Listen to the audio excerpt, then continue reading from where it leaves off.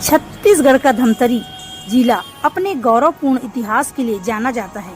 यहाँ पर कई ऐतिहासिक स्थल है। इनमें से एक है माता विंध्यवासिनी मंदिर, जिसे यहाँ के लोग बिलई माता के नाम से जानते हैं। साल 2024 में लगभग 35 साल बाद माँ विंध्यवासिनी माँ ने अपना चोला छोड़ा था, जिसके बाद माता के नए रूप भक्तों को दर्शन दे रही है। वहीं मंदिर समिति ने पूरे मंदिर प्रांगण का कायाकल्प करवाया है, जिसके बाद ये और भी ज्यादा आकर्षक लगने लगा है। वहीं अब मंदिर समिति इस मंदिर की खोई हुई पहचान को भक्तों के लिए वापस लाने का प्रयास शुरू किया है। ये खोई हुई पहचान मंदिर प्रांगण में मौजूद प्राचीन बावली है, जिसे 36 साल पहले निर्माण कार्य के मद्देनजर बंद कर दिया गया था। लेकिन अब मंदिर समिति ने इस बावली को साफ करके दोबारा खोल दिया गया है।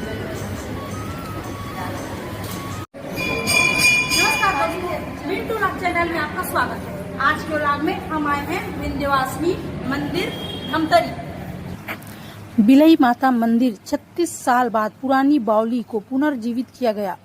गंगा दशहरा के शुभ अवसर पर यह 25 फीट की गहरी बावली को खोला गया। मंत्रोच्चार के साथ विशेष पूजा अर्चना की गई। महाकुंभ, त्रिवेणी संगम, प्रयागराज और महानदी से लाए गए पवित्र जल को बावली में अर्पित किया गया। भक्तों ने जल तर्पण के लिए 100 मीटर लंबी कतार में खड़े होकर घंटों इंतजार किए।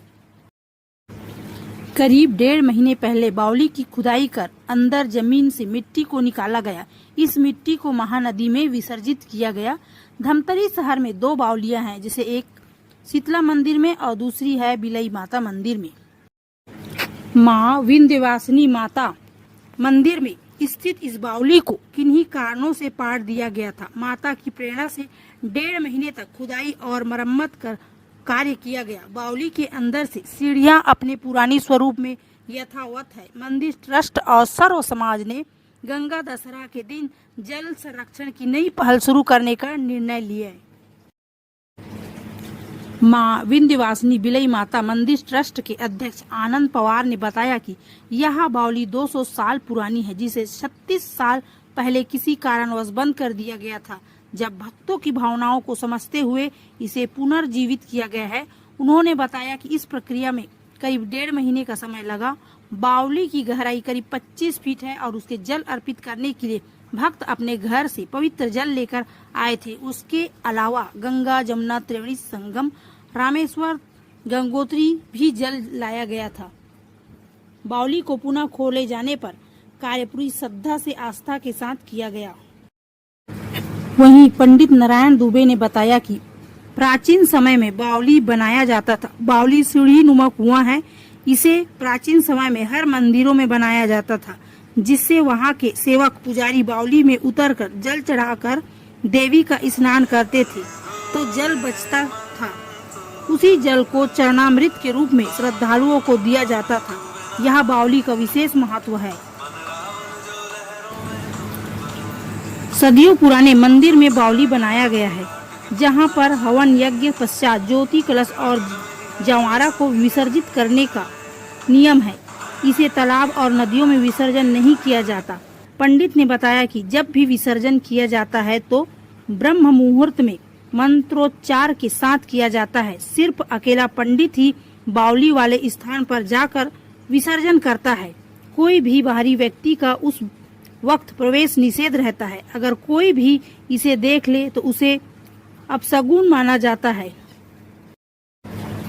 गुरुवार को माँ विंध्यवासिनी बिलई माता मंदिर के पास स्थित बावली में गंगा जल और अन्य पवित्र जल अर्पित किया गया। इस अवसर पर मंत्रोच्चार और धार्मिक अनुष्ठान भी किए गए, जिससे जल स्रोत को पुनर्जीवित किया गया। मंदिर प्रबंधन ने इस कार्य को सुनिश्चित करने के लिए भक्तों को जल अर्पित करने का समय सुबह 11 बजे से शाम 5 बजे तक निर्धारित किया। इस दौरान मंदिर परिसर में भक्तों की लंबी कतार लगी रही, जो घंटों तक इंतजार करते रहे। कुछ महिला संगठन भी हनुमान चालीसा और माता के भजनों के साथ बावली के पास मौजूद थे। इस दौरान पुलिस बल ने सुरक्षा के उपायों के तहत भीड़ को नियंत्रित किया ताकि कोई भगदड़ न हो। महापौर रामू रोहना ने भी इस कदम को सराहना की। कहा कि ट्रस्ट की यह पहल ऐतिहासिक महत्व रखती है। उन्होंने आगे बताया कि आने वाले समय में मां विंध्यवासिनी कॉरिडोर बनाने की योजना है, जो दानी टोला चौक से ब्रह्मा चौक तक होगा। श्रद्धालुओं ने बावली को लेकर अपनी आस्था और विश्वास व्यक्त करते हुए कहा कि यह जल स्रोत एक प्रकार से तीर्थ स्थल माना जाता है। भक्तों का मानना था कि बावली के खुलने से न केवल अपनी धार्मिक आस्था को बल मिलेगा, बल्कि शहर को भी इसका लाभ होगा। कुछ भक्तों ने बताया कि वे बचपन में भी इस बावली में जल लेकर आचमन करते थे और जब फिर से यह ऐतिहासिक स्थल खुल गया है।